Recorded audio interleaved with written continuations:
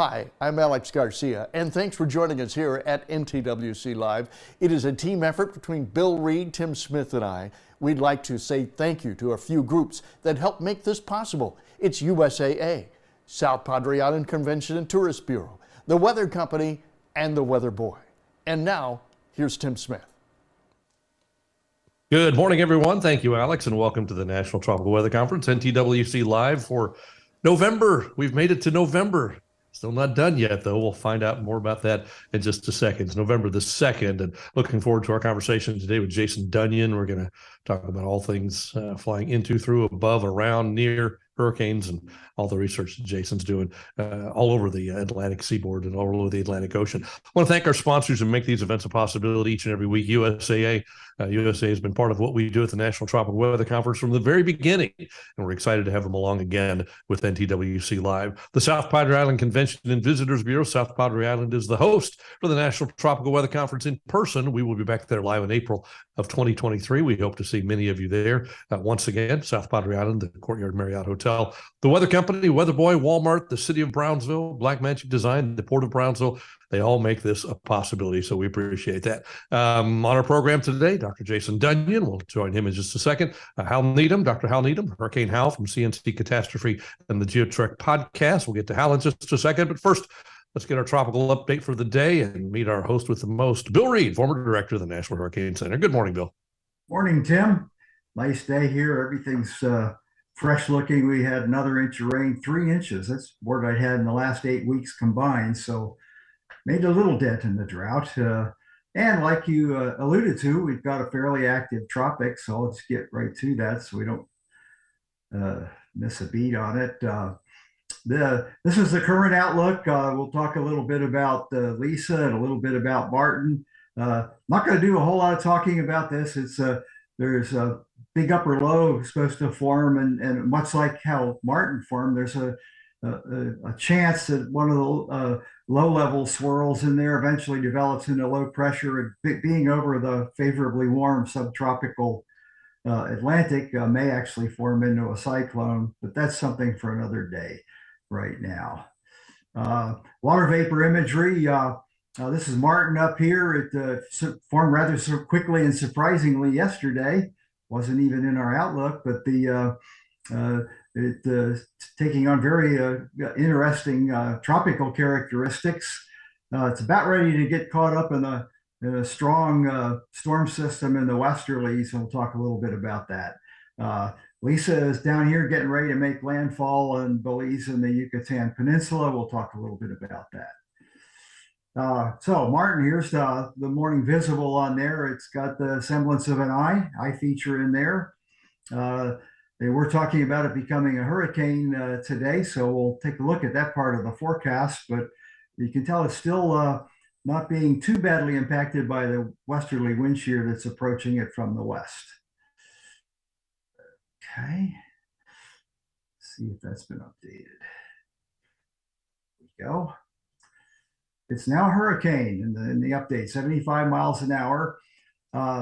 And forecast to move rapidly northeast, hence the very narrow cone there. Remember all the consternation about interpretation of the cone over the Ian forecast. This is part of that challenge. Is just like it says here, you're not supposed to use this for impacts, just the center location.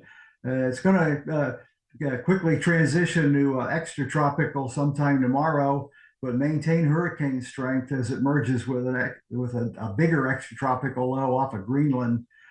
In fact, somewhere in that merger sequence, the models will all forecast bottoming out of that extratropical low, either in the 930s or high up 920s, a very deep winter storm in November, which is not all that atypical for the North Atlantic south of Iceland. And then there's Lisa. Lisa is moving faster, I think, than we were looking at.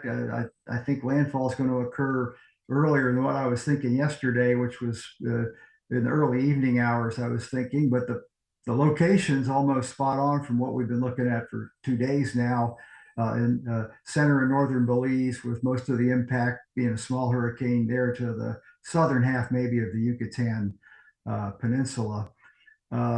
Remember, we talked last week with Brian McNulty about his radar of landfall, capturing radars. Well, Belize radar is working fine today, and we can track it right up to landfall. It's coming into the offshore cays where a lot of the dive resorts and the reefs around there operate. And it is also a hurricane, category 1. So imagine there'll be some damage in that area, but it shouldn't be extreme. And after that, it should make landfall somewhere around Belize City. Josh Morgerman last night was down here, but he was talking about moving north, so it wouldn't surprise me we see him post something from Belize City in a little while. And update this to the latest forecast. And sure enough, it's going to make landfall probably this afternoon. Jason was talking about a scheduled flight that probably won't go because the storm will already be inland, and let him talk about that later. And then it comes, it slows down after moving off through the flatlands of southern Mexico there, and comes out into the Bay of Campeche, which a couple of months ago would have put fear in the hearts of Tim and all his compadres down in the lower valley. But the westerlies are in command across the northern Gulf, and it's trapped down in the bay as a depression or remnant low, and it shouldn't be a feature we have to worry about at that point. One last thing, I've been hearing a whole lot of things both on the air and social media about it's November, the hurricane season's done. This is just the historical plot of all hurricanes, not the tropical storms, just hurricanes that have occurred in the month of November since the 1851 season. And some of them are pretty ferocious. There was Hattie in 1961, I think was probably one of the strongest hurricanes to move in, about where Lisa's getting ready to move in northern Belize. 1932, Cat 5 down in the open Caribbean. It was wreaked havoc when it crossed Cuba. And then, if you remember, 20, we had both Iota and Eta hit Nicaragua. But one of the more interesting ones that some of you might remember is Runway Lenny. This storm actually formed between Jamaica and Honduras, then moved, it was in the westerlies, it was mid to late November, intensified into a major hurricane and did a lot of damage in the islands of the Northeast Caribbean. So don't tell people the season's over. It may be over as far as we're concerned here, but it's not outside of the realm of possibility. Stranger things have happened. All right, Hal, would you like to introduce our guest for today? Bill, thanks for that update. That was really informative. I like when you go back into the long-term climatology as well. It gives us a good perspective. Jason, we're so excited to have you on the National Tropical Weather Conference this morning. I wanted to read your very impressive biography. Jason Dunion specializes in satellite remote sensing of hurricanes and has led the development of several new satellite products for monitoring tropical cyclones, Saharan dust storms, and the diurnal cycle of hurricanes. His research has also included reconstructing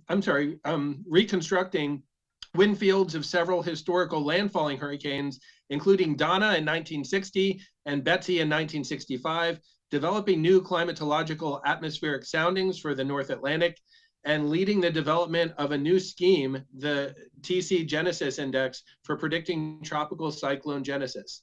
Dunion has acted as chief scientist on several Hurricane Hunter research missions, including NOAA's High Altitude Jet and P3 Orions, and has flown on over 50 Hurricane Hunter flights.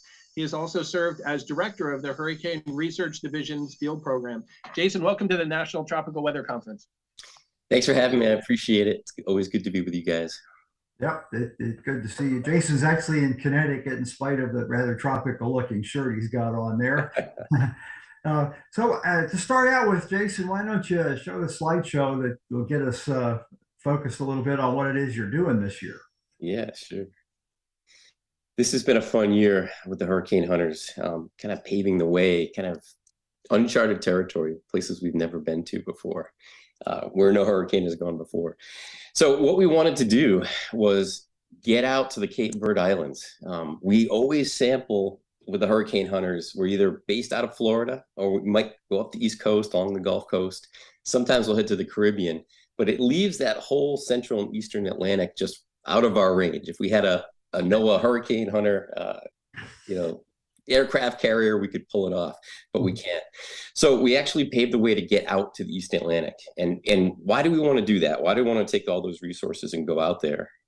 It's because there just aren't any observations out there. It's a really scarce part of the world as far as observations, but it's also very close to the hurricane hunter or the hurricane breeding area. It's where the genesis happens. It's the nursery for hurricanes. So we want to get all those observations, get our planes out there, get that data into the forecast models to improve the forecast, right? Get some data going that really routinely isn't available. And really, we talked a little bit about genesis a second ago. What about the formation of storms? A lot of storms that we see in the Atlantic are coming from that nursery over Africa. So let's try to get our planes out there to start sampling these systems a little bit earlier. So there's all these forecast improvements, but there's also the understanding, right? We want to understand that nursery better and these tropical waves, these ripples, these disturbances that come out of that hurricane nursery. We also want to look at dust storms and how they're affecting these disturbances, these huge Saharan dust outbreaks that can act to squash some of the hurricanes that we see out there.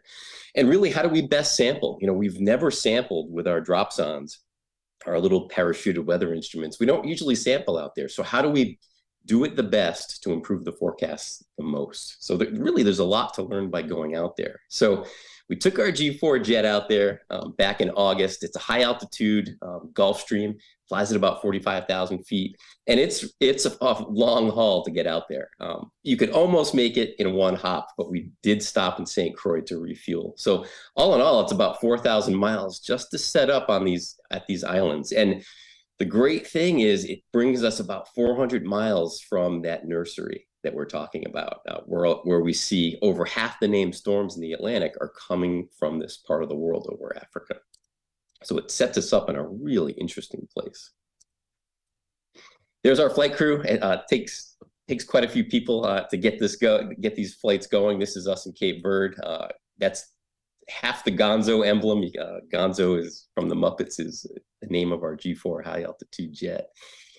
And you can see it's packed with a lot of instrumentation, including a tail Doppler radar. So that radar actually paints a 3D picture of, say, a tropical wave that we might be looking at. And we're also launching these little dropsondes. They look like this, with little parachutes out of the belly of that plane, taking measurements, whether it's temperature, humidity, pressure, everything you want to know about the storm as we're flying. And it's interesting to study a hurricane where you can get inches and inches of rain. Sometimes it's feet of rain in a place like Cape Verde that looks like a desert. It's really the anti-hurricane. And a lot of that is because of these Saharan dust storms and this really dry, stable air that kind of affects this part of the world. So you can see it's super, super dry out there. You can see us coming in on our approach to the Cabo Verde airport for the first time. This is our initial approach to the airport. And it looks like something out of The Martian. It's a really desolate landscape. Again, we're here in this desert area to study something that's truly tropical, right? These tropical disturbances coming off the coast. And they make for beautiful sunsets. It's how Hal and I were talking a little while ago. I mean, the amount of dust in the air is spectacular. And the way the sun kind of scatters off that dust, it's really best to look at sunset and sunrise to really see that sky just kind of lights up for you. And you can see there it is after one of our flights. So when we take off from Cabo Verde, that dust layer is usually about a mile above you. And the top of it is about 3 miles. So it's about a 2-mile thick layer of dust. And the great thing about the G4 flying at 45,000 feet, we actually cut right through the dust layer.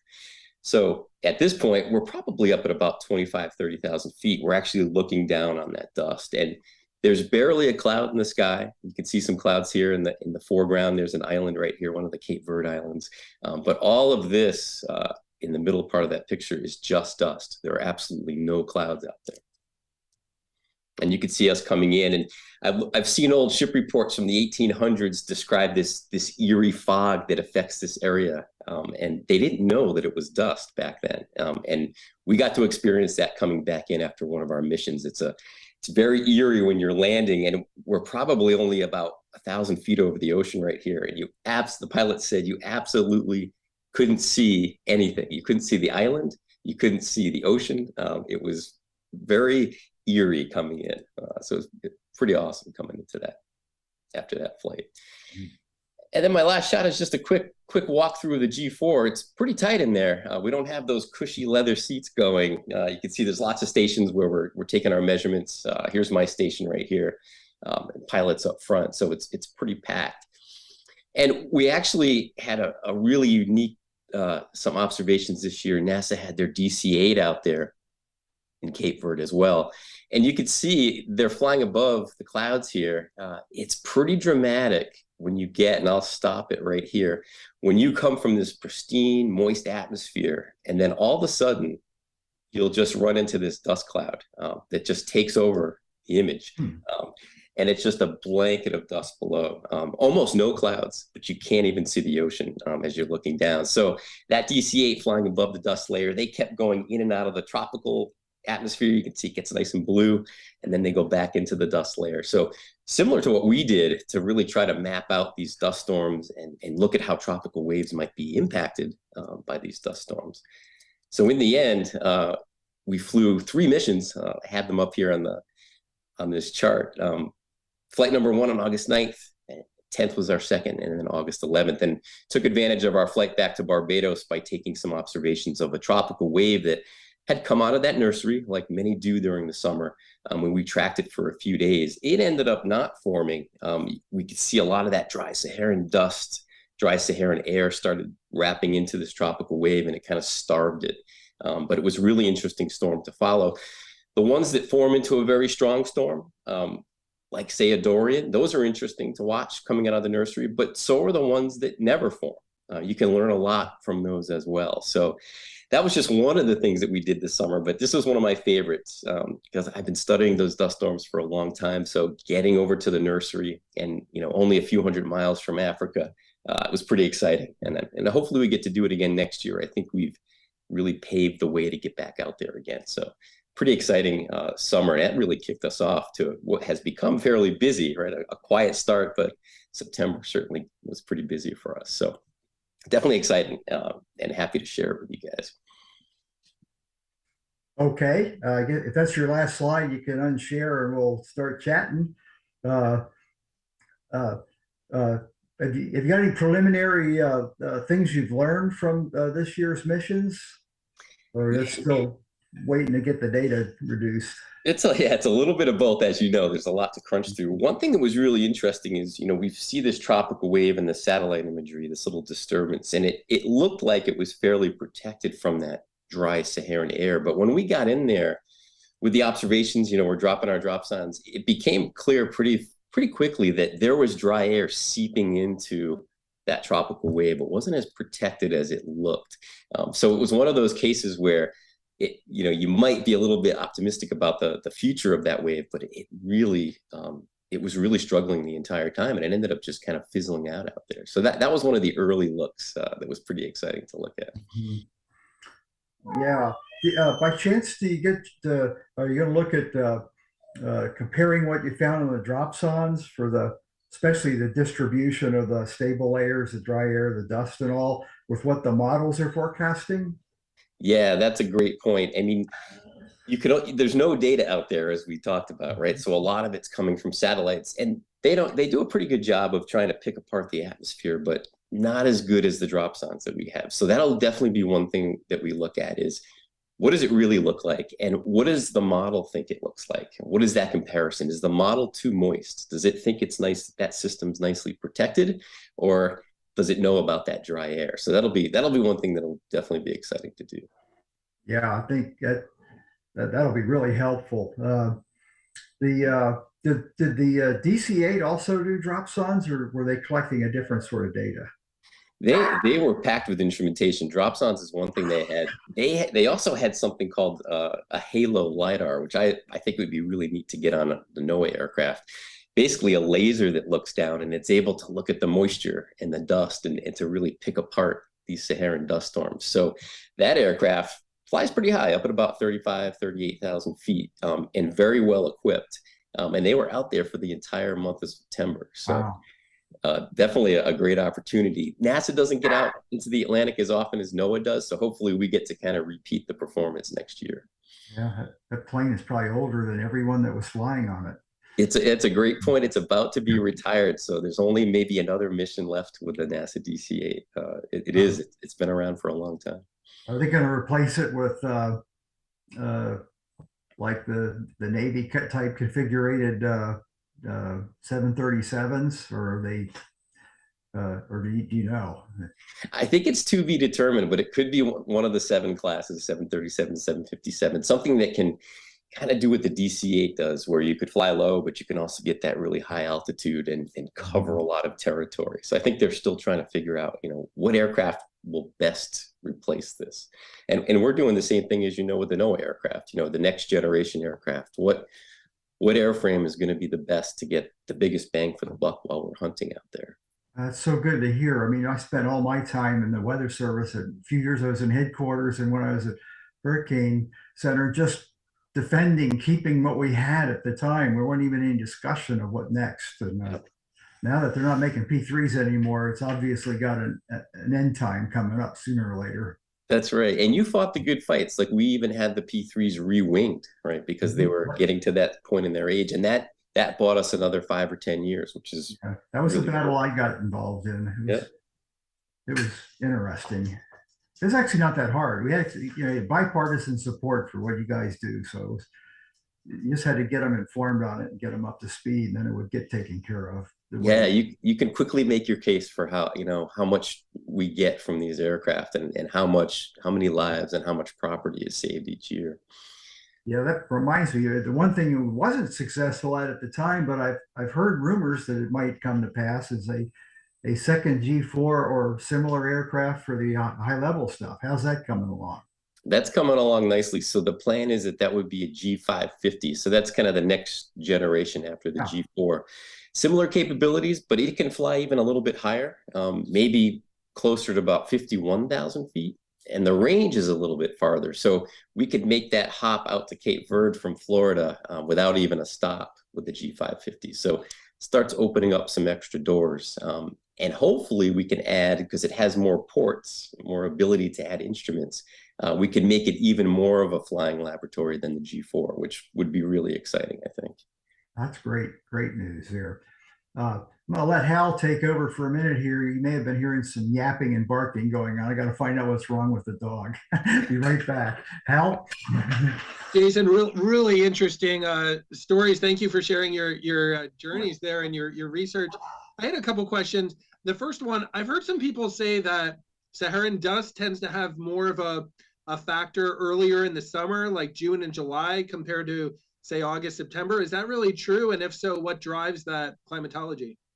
Yeah, that's a great question. What we definitely see is that those Saharan dust storms that march off the coast of Africa make their way across the entire Atlantic. They reach the Gulf of Mexico, Texas, Florida, even Central America. And the peak season really runs from June to mid-August. So there's this little window early in the season, which also is pretty quiet usually for tropical cyclones, that things haven't really ramped up. We don't usually see our first hurricane until, that second week in August or so. So yeah, you're exactly right. There is this favored peak season, and it's so predictable. Some of it has to do with the heating over Africa that kind of peaks in that July timeframe. And also when that subtropical high, that kind of conveyor belt high pressure over the Atlantic that kind of drives all of these systems to the west, it's strongest usually in about that July timeframe. So any dust that's coming off the coast really gets moved along very quickly. So that summertime, it's amazing how, like clockwork, the peak happens in that early summer timeframe. By the time you get to mid-August, it starts to ramp down very quickly. And by the time you get to this time of year, we still see dust, but it's really, those outbreaks aren't making it across the Atlantic at all. Jason, you said it's pretty predictable. I mean, how much variability do we see from one year to the next as far as the quantity of dust, the spatial extent, things like that? Yeah, we did a climatology of about 8 years or 10 years of data to see, what it looked like. And it was actually very stable as far as the amount of dust and outbreaks that we would see. But you do get these really interesting years that are the outliers. Like 2020, we saw some of the biggest dust storms we've ever seen on record. The most dust reaching all the way to the central part of the U.S., actually, and even North Carolina. I was driving up the East Coast, and taking pictures of a Saharan air layer outbreak in North Carolina that had traveled probably 7,000 miles. So there are these really interesting years where suddenly we get this real surge in those dust outbreaks, and we don't totally understand why that happens yet. Jason, you mentioned some of these ship logs would talk about this strange fog that really wasn't fog, right? It might have been Sahara air dust. Is it possible to maybe reconstruct this going back really far using like ship records or other historical resources? I think that would be really interesting. Some of those ship records actually talk about a silt that's left on the deck of the ships. So they were clearly running into these Saharan air layer outbreaks. And some folks have even looked at soil samples, because you're going to get, especially, the peak's going to be in the midsummer, where you'll get extra dust deposited over the year. So you start taking these core samples in places like Bermuda. And I think, like you said, you could start reconstructing what are some of the dustier years that we've seen? How has it changed over, say, the last 100 years or more?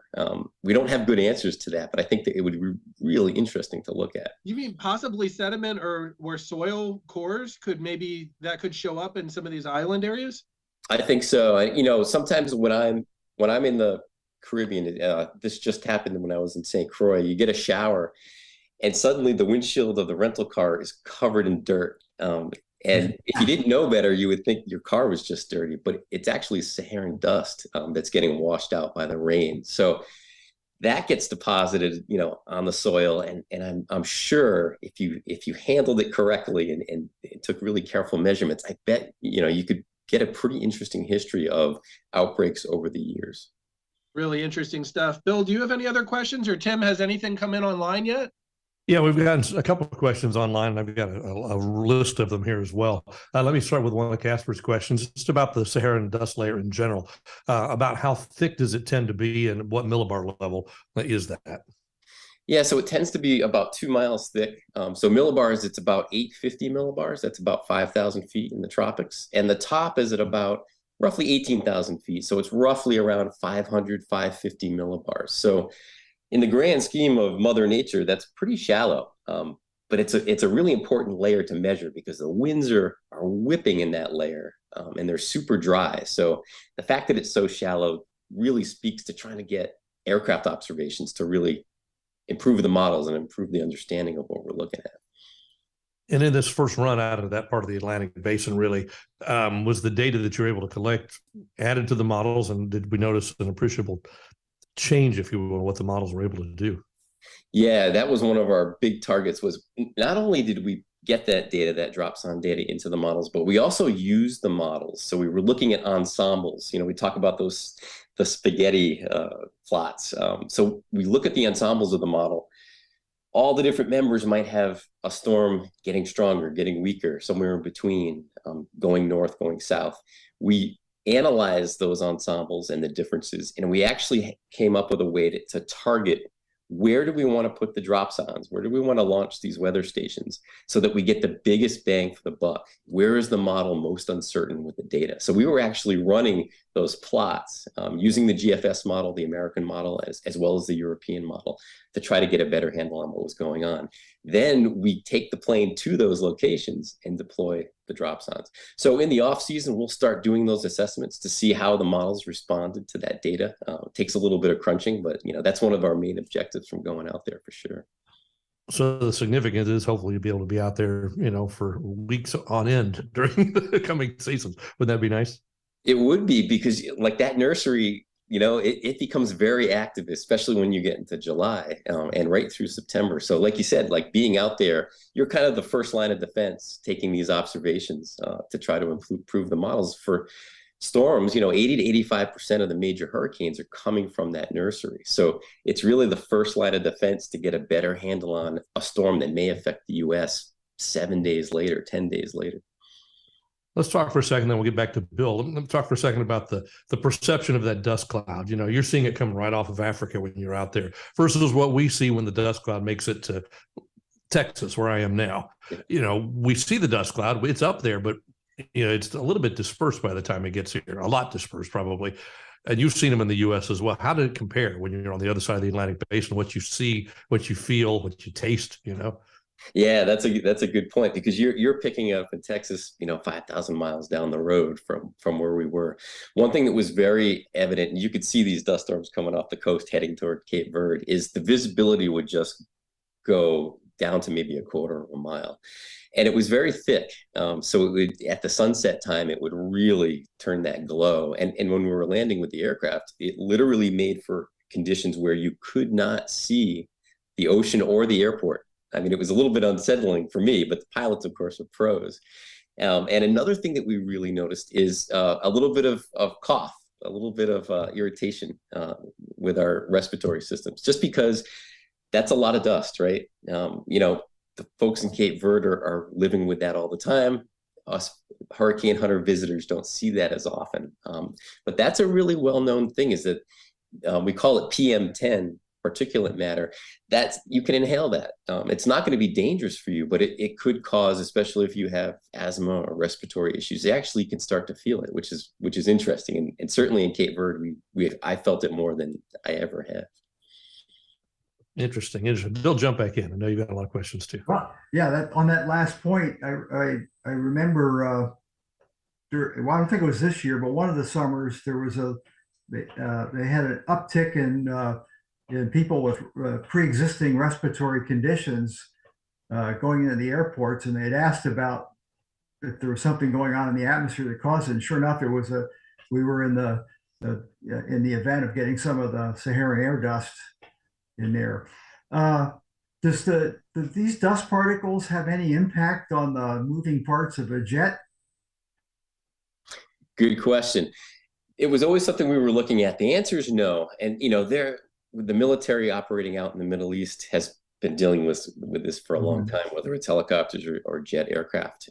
So the amount of dust, at least at the levels we're seeing, was never an issue. I think the biggest thing with the dust you'll see in Cape Verde is the visibility will just go down so much. But the aircraft had no problem flying in that kind of environment. But it's certainly something to think about, and it's something that the pilots were talking about, because you're taking your aircraft into an area where it's never been before, right? You can't make any assumptions. But luckily, everything was great, and they're eager to go back out there again, actually, next year. Yeah. You mentioned the 2020, the big dust outbreak there, and again, another probably false conclusion I've heard people say: if you got a lot of dust showing up, you're going to have a low-end hurricane season. Boy, that is absolutely not what happened in 2020. Is that pretty much what you've seen all along with this, that there's not a correlation in seasonal activity and the dust? Yeah, that's a really good point too. In a big picture, we did look at dust using an old satellite called ABHRR back in the 80s, when there was a lot of dust, and it tended to be a quieter seasons overall. But that's when you looked at several years and over the entire hurricane season. But it's like you said, I think with these, and it's a reason we want to go out to Cape Verde, is you need to look at case by case, because a system, a tropical wave that comes off the coast may be very well protected from that huge dust storm, or it may be just far enough south that it's not going to be affected. So that one may get turned into a Cat 5 later on, or the storm we looked at where that dry air was actually seeping into the tropical wave, that axis of the tropical wave, and clearly inhibiting the clouds. But if you don't look at it case by case, you're really missing out. And I don't think you can make the big assumptions that a dusty year equals no activity, like you said. Yeah, you got all the other aspects of the atmosphere that impacts genesis that you have to take into consideration. Yeah, exactly. Wow. Is there any ideas out there on how to use the data you're getting from the dropsondes to maybe come up with a remote sensing instrument on satellites to replicate what you're seeing in the dust area, or is that too far beyond what anyone can do yet? Yeah, no, that's a great point. I think there have been a couple of attempts at it. So, you look at some of the infrared sensors that are on the satellites, or even the microwave sensors. They're actually, and one is called AIRS, another is called CRIS, where they're actually able to slice the atmosphere into fairly broad chunks, but look at, what's the temperature in a rough profile of the atmosphere from way at the top up in the exosphere all the way down to the surface. There's even a satellite called Calypso that NASA has flown with a laser that's actually able to look at you can actually see the Saharan air layer. You can see the dust from that layer. It's just a pinpoint measurement.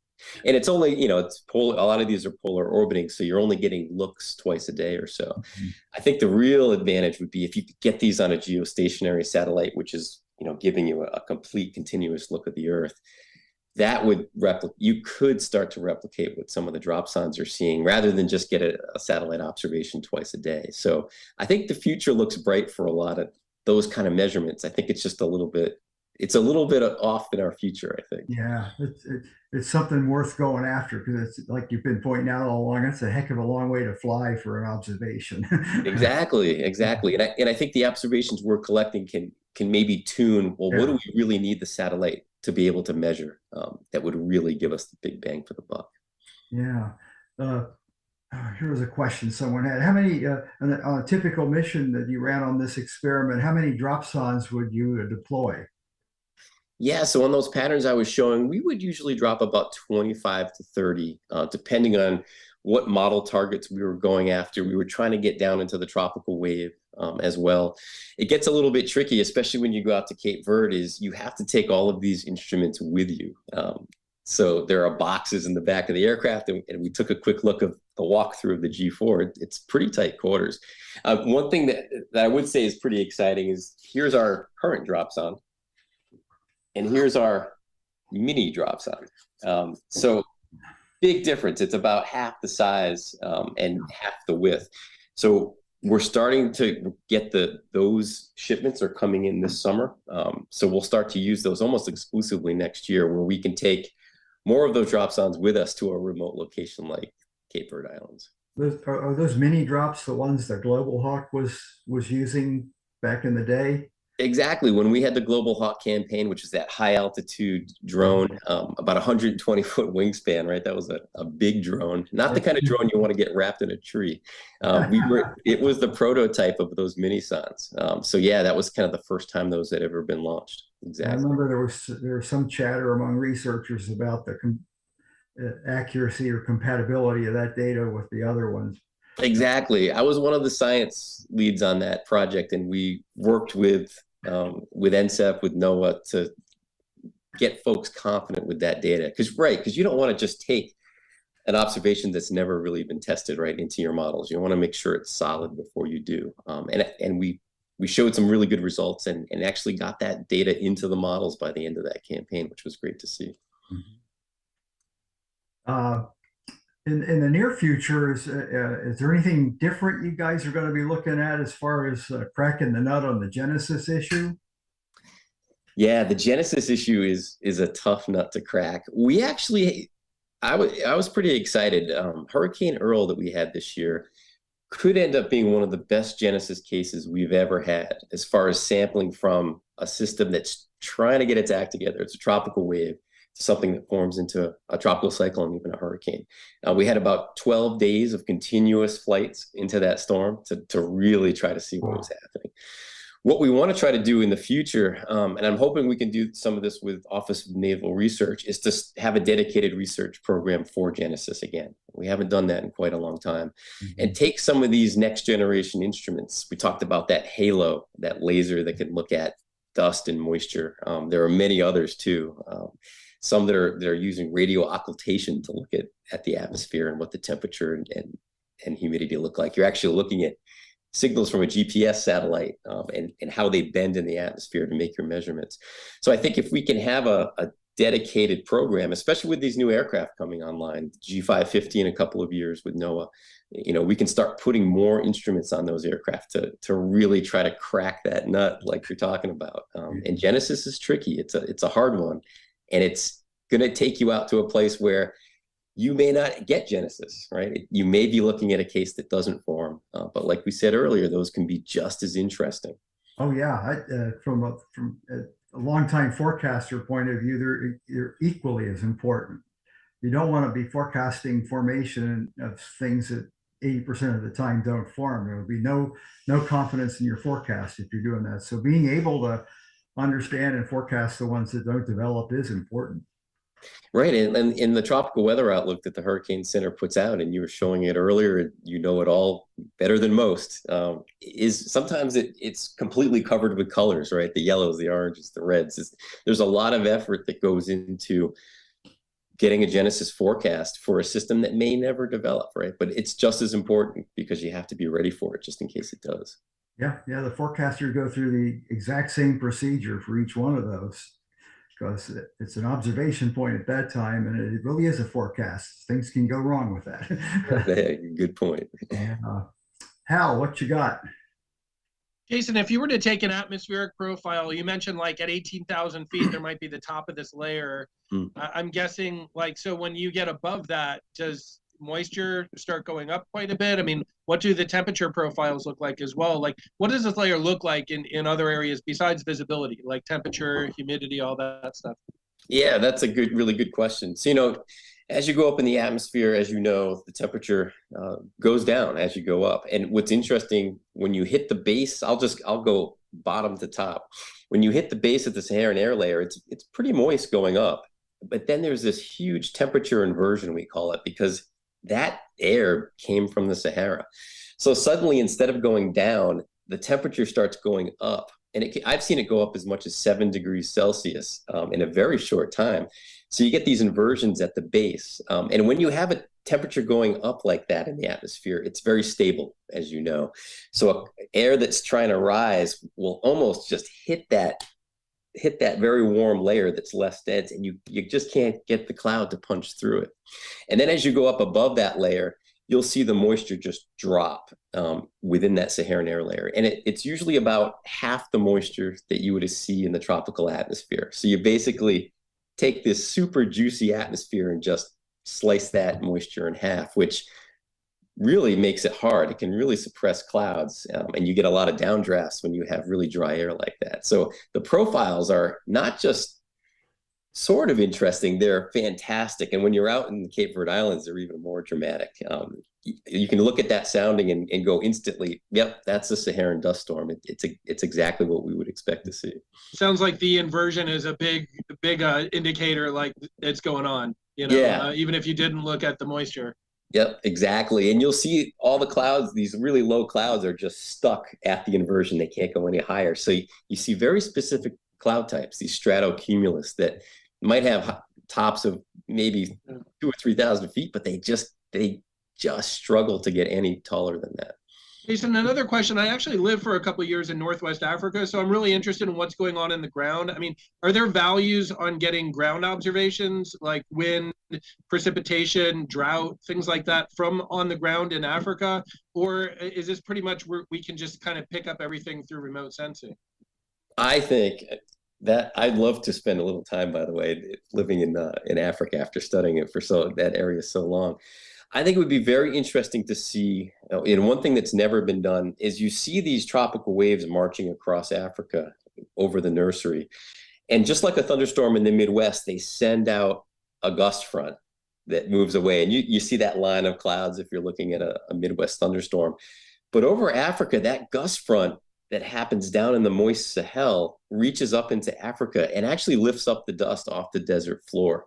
And that can be the precursor for a lot of these Saharan dust outbreaks. So I think it would be very interesting to have stations that were measuring not only the dust aerosols, but also measuring the winds right at the surface to see, are we getting a setup here that could lead to a huge Saharan air layer outbreak at some point soon?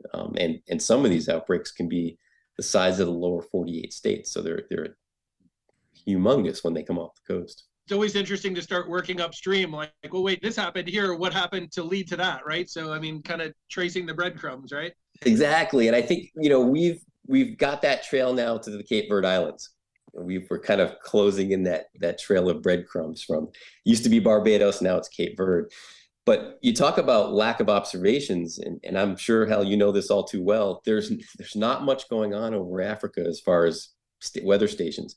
So as sparse it is in the East Atlantic, there are virtually no measurements going on over Africa. So there's a lot of trying to read between the lines, and it would be fantastic to try to extend that trail of breadcrumbs even farther east over the continent. Yeah, really interesting perspective there. I was curious because you've spent a lot of time in the air. You've done remote sensing. I was curious to ask that. Yeah. Tim, do we have any other questions that have come in online? Well, a couple, you kind of alluded to the predictability of the Saharan dust layer based on what you see over Africa, but ultimately, how predictable is that at the current state? I would say it's not very predictable. I mean, we look back at that monster dust outbreak in 2020, and we didn't realize it at the time, but what was pretty evident in some of the reanalyses is there was a jet at 10,000 feet over Africa that was much stronger than usual. So all that dust that was getting lifted up off the desert floor rose up to about 10,000 feet, and then that jet just whisked it off to the west out into the Atlantic. But that's hindsight is 2020. We don't really have, some of the forecast models are pretty good at predicting these outbreaks, but I think we've got a long way to go to better understand and predict these events, I think is the answer to that question. Well, and this question is just kind of trying to predict the future, so it's just a guess. We understand that, but will there be a day when we look back and say, do you believe we had to fly airplanes into these things to find out what was going on? That there's some other system on the horizon, whether it's better satellite observation that can really see this without having to fly halfway across the planet. Yeah, I don't think I'll be a dinosaur anytime soon, but someday, they'll be looking back and saying, yeah, there were folks that actually flew these. And I can imagine, between the satellite technology that's coming online and the better antennas out in space that can provide, better observations in the microwave, in the infrared, I think that's going to be a big piece of the future. But I also think some of these drones that we're starting to experiment with, Bill talked about the Global Hawk, that was a high altitude. We launched during Hurricane Ian a small 6 to 8 foot wingspan drone called Ntwc. After getting beat up pretty good coming into Ian, it was a really turbulent flight. We got into the eye and deployed this Ntwc out of the same chute that some of our other ocean measurement probes go out of, right in the belly of the plane. And those wings pop open and it starts flying. We got about an hour and 45 minutes flying in some 200 plus mile per hour winds. And that's just kind of a first cut at what could be the future. If you had drones that had 6-hour duration and you had many drones, that could be a future as well. So you've got the satellite perspective, and I think some of these unmanned or uncrewed aircraft systems, that's a future too, that we're just starting to crack into, but we've got a ways to go, I think. Peter Black's asking about the windborne sounding balloons, like the ones launched in Sao Cabo Verde.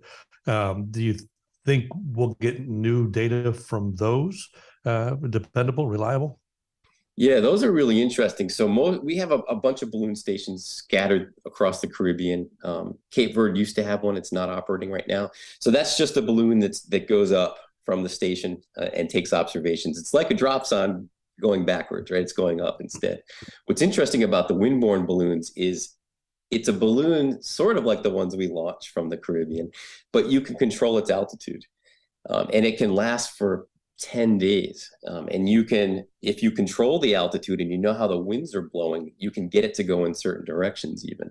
So if you have a fleet of these kind of taking these observations, it's not just a single measurement balloon observation. It's something that can capture many profiles of the atmosphere over and over without anyone actually having to be there. So I think that's a really interesting approach to try to fill in some of these data sparse areas. If you had a fleet of these windbornes being launched from Cape Verde, which they started to do a little bit this year, sky's the limit in my mind as far as starting to fill in some of these gaps that we have in our observations.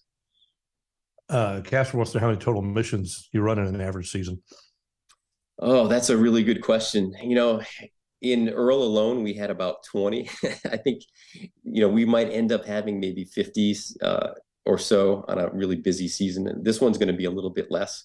And, some storms we may only fly 5 or 6 times, like Hurricane Lisa that's impacting Belize. And like I said, with Earl, it could be over 20 missions just in one storm for several days. So that keeps us on our toes. You never quite know what we're going to get in a given season. Fascinating. Let's go back to Bill again. Bill or Hal, you've got questions, I'm sure, before we wrap up here in about 10 minutes. Okay, yeah, I got a million of them, mostly unthought through, so I'll just throw them out there. You can laugh at them if you want, or maybe they strike a chord there. The part about the gust fronts kicking up the dust, also in the peak of the dust season, you're getting your maximum surface heating in the Sahara, so you probably have a really deep dry adiabatic layer set up, so you're going to get quick vertical mixing that gets that dust to the high level. And then if it's correlated with a stronger than normal easterly jet, there, bingo, there you got your mechanism to spread it out very fast. Is that something you've been seeing? Definitely.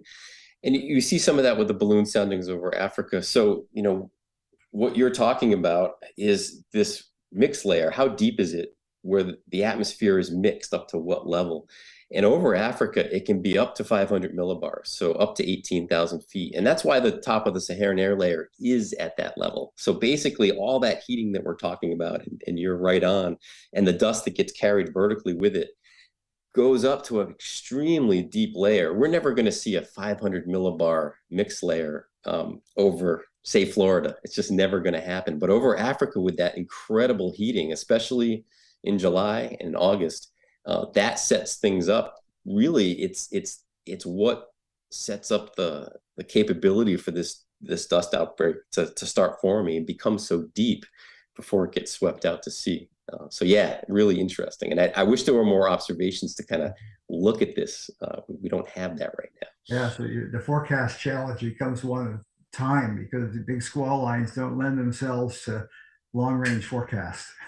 Yeah, exactly. And we see every tropical wave sends these gust fronts that aren't just clouds. There's so much dust getting swept up. It's, you're talking millions of tons of dust getting sent to the Sahara, which will become a future dust outbreak. I mean, if you want to talk about being at ground zero for when it all starts, I think that would be a really neat place to take your observations, along that Sahara-Sahel boundary where the gust fronts are actually passing through.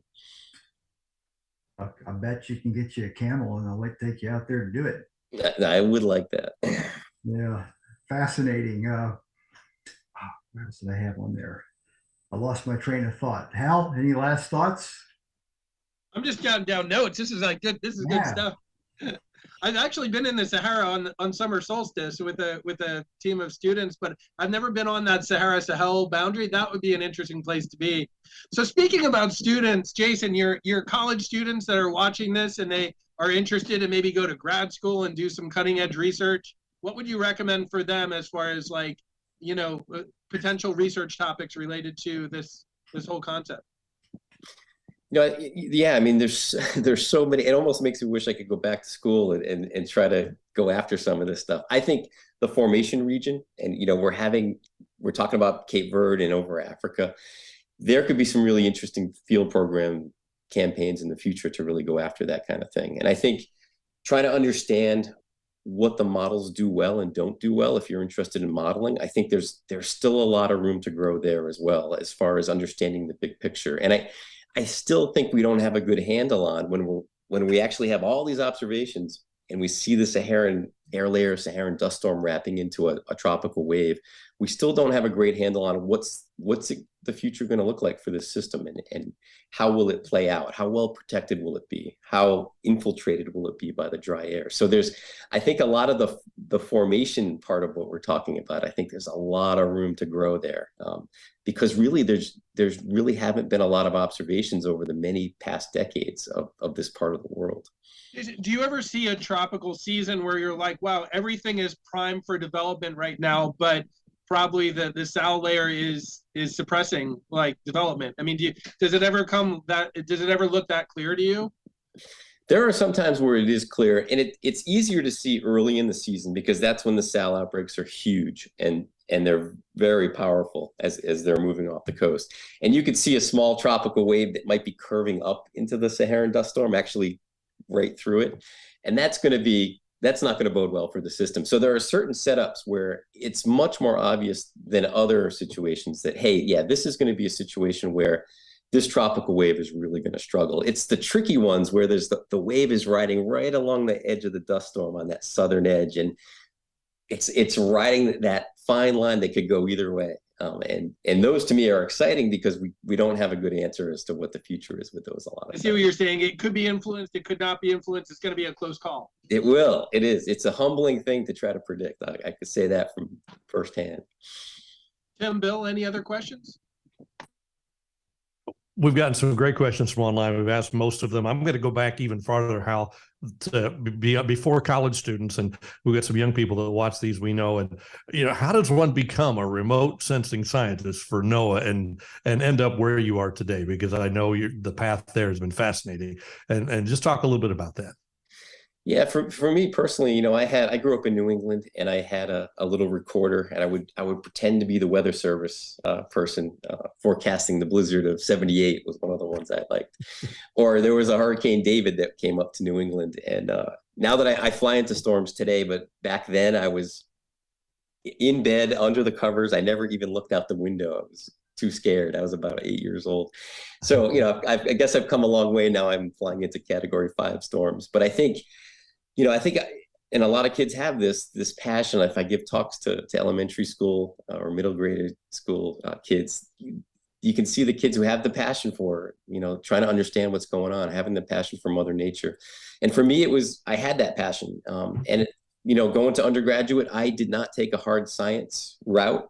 It's good to take those science courses, the STEM courses. It's really important if you're going to get into meteorology or atmospheric science.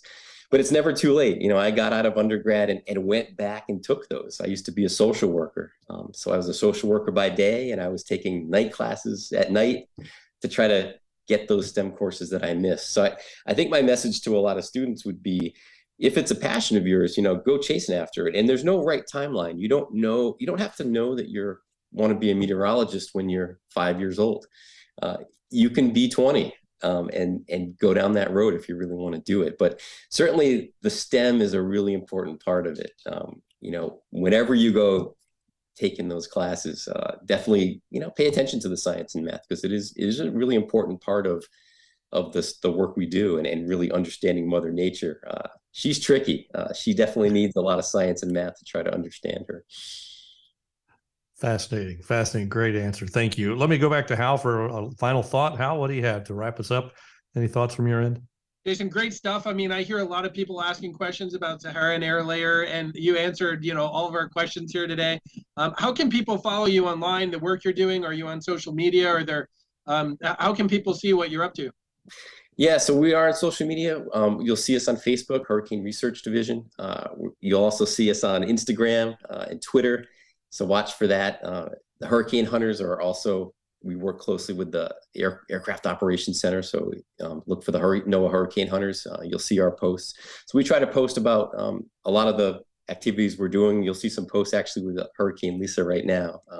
So we try to stay pretty active with those social media efforts and hope to get more followers. So I encourage people to check in. Bill? Oh, it's just great. I love this session. This is a lot of good stuff we learned about today, and glad you decided to not follow social work and get into meteorology, because you made good contributions to our science. Thanks for being here. Thank you. It's always great talking to you guys. Thank you. And Jason, do you have any final thoughts you want to share with us as we wrap up today? Yeah, I would just say, stay vigilant with the hurricanes and with the tropics. As Bill pointed out, it's not quite over till it's over. We can have busy Novembers. So, we all think about preparedness early in the season. We had a quiet start, but preparedness continues right to the end of hurricane season. So I encourage folks to just, stay vigilant, check out the Hurricane Center website and see what's happening out there. Just not to have any surprises come here at the very end of the hurricane season. Awesome. Jason, thank you so much. Really appreciate your time today. Great program. I take a few notes. My sheet is full. No, you can't read it, but that's a lot more than I usually write down. So that tells you it was a good program. So Jason Dunion, thank you so much. We appreciate it. Thank you. That wraps it up for today. I want to thank Bill, Hal, Jason, all for being part of the program today. I want to thank all of our sponsors who make this a possibility week in and week out. USAA, the South Padre Island Convention and Visitors Bureau, the Weather Company, Weather Boy, see Live View on there, Walmart, Port of Brownsville, Black Magic Design, City of Brownsville, all organizations that make it possible for us to do this week in and week out throughout the hurricane season. And of course, make it possible for us to be live on South Padre Island in April of 2023.